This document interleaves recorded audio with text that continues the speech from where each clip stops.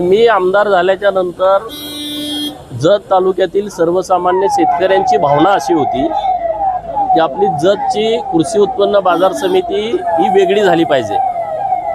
आपल्या कृषी उत्पन्न बाजार समितीचं जर डेव्हलपमेंट करायचं असेल तर त्याचं विभाजन होणं खूप गरजेचं आहे आणि म्हणून मी पाठपुरावा करत होतो।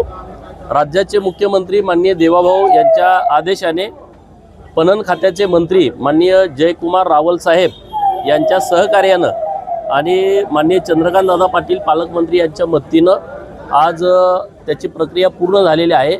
आपल्या सांगलीचे DDR यांनी आता प्रशासक म्हणून पूर्ण मार्केट कमिटीचा ताबा त्यांच्याकडे घेतलेला आहे आणि इथून पुढं आम्ही चांगल्या पद्धतीनं मार्केट कमिटी डेव्हलप करण्याचा प्रयत्न करणार आहे। सांगली जिल्हा परिषदेत भाजपचा करेक्ट कार्यक्रम झाला होता म्हणून नाही, असं काय नाही त्याचा अर्थ। आता कुणाला कसा अर्थ घ्यायचा ते काय मी सांगू शकत नाही, परंतु आम्हाला विभाजन करणं महत्त्वाचं होतं कारण मार्केट कमिटी हा लुटीचा अड्डा झाला होता।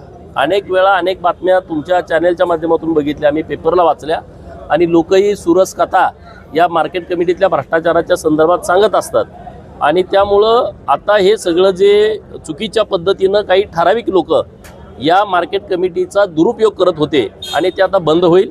आता इथंही चांगले सदस्य येतील, कवटेमंकाळला येतील, जतला येतील आणि त्यामुळं मोठ्या प्रमाणामध्ये लक्ष या लोकांचं या मार्केट कमिट्यांवरती राहील।